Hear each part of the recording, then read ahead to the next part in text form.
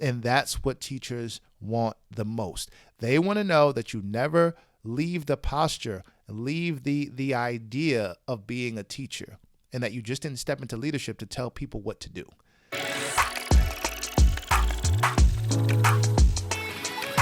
What's going on, aspiring school leader? I am Dr. Donovan Smalls II, and welcome to Beyond the Classroom. I help aspiring school leaders navigate interpersonal and organizational complexities for greater instructional impact. And I believe that you can't get instructional leadership right if you don't lead people and the organization well.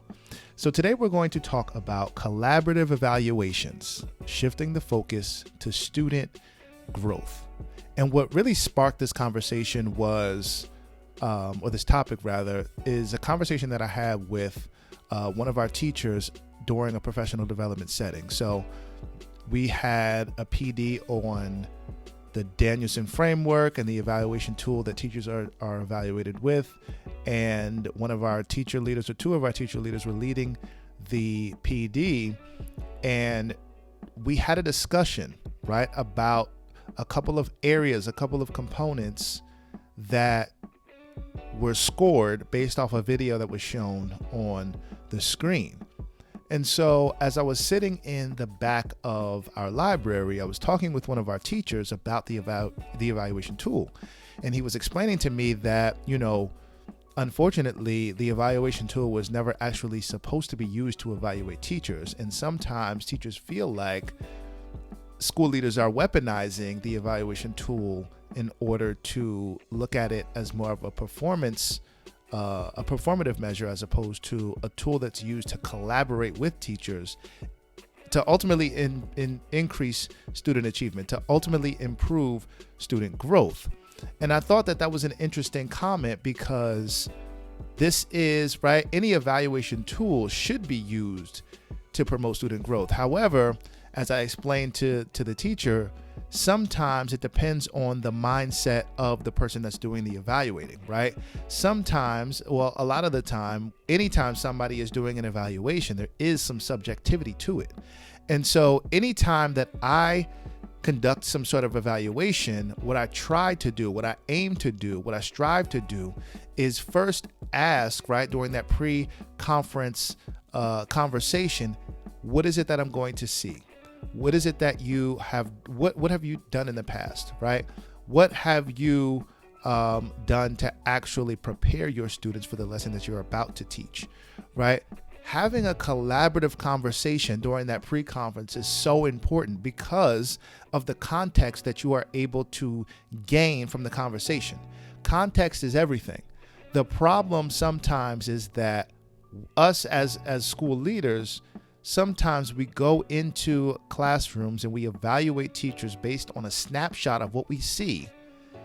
And that snapshot might not necessarily reflect what's actually happening on a daily basis in that classroom. And so it's important to have context as you go in, or before you go in, if possible, right? If it's an announced observation, that's what you're doing. You're getting context prior to going in and seeing that evaluation. And I think the context is so important because it allows you to frame your mindset. It allows you to frame your evaluation based on the concept and what has been communicated during that pre-conference, right? And so I think that it's extremely important that we do look at evaluations as collaborative evaluations, right?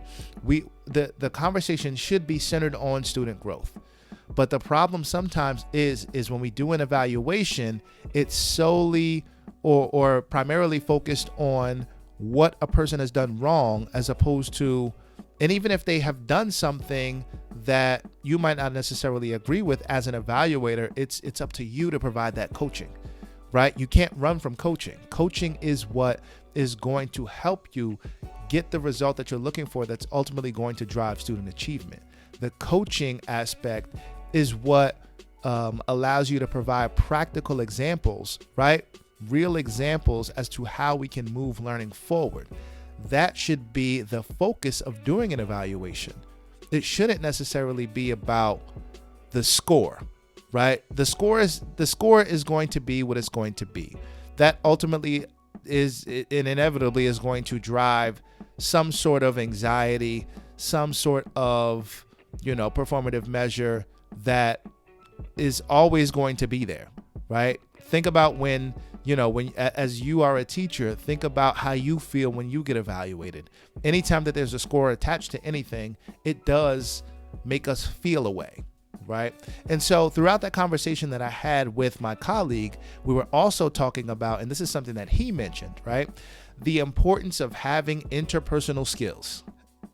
And this is why I preach interpersonal skills so much. It's because the relationships that you create ultimately show people that you actually do care about their growth and about student growth, and that you're not out to get people. And we talked about how having relationships is not necessarily going to be developed over time, but it is developed daily.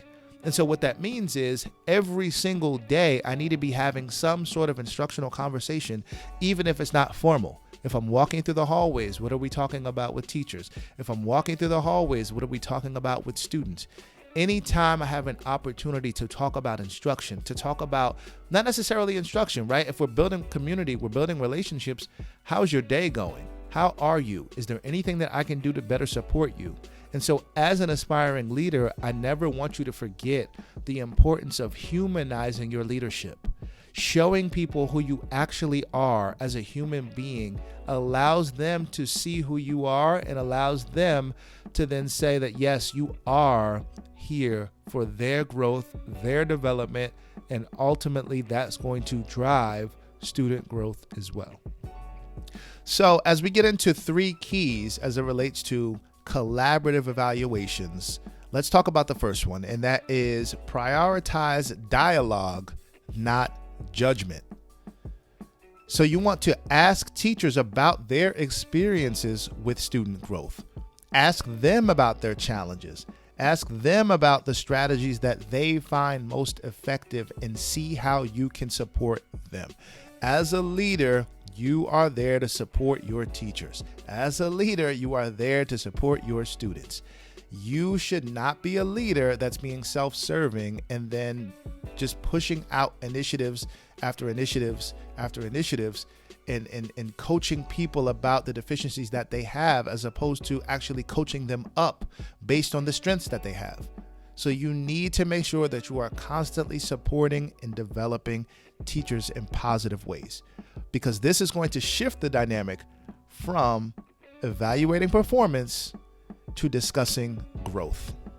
Number 2, our second key to collaborative evaluations: focus on shared ownership for student success. When we talk about shared ownership for student success, as leaders, right, as an aspiring leader, I want you to we can't just think about ownership for student success based on the teacher, right? Because the teacher is also depending on you to help them, right? Again, leadership is about servitude. That is the main premise of leadership. And so you have to always be there to support and to help and to develop the teacher, and look at it as listen, if the student is not doing well, it's not the teacher's fault. It's us. It's all of it.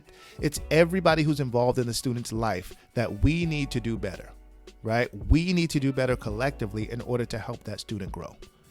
When evaluations highlight student growth, both teachers and school leaders become partners in addressing classroom challenges, right? So you're constantly asking, again, how can we work together to support student learning?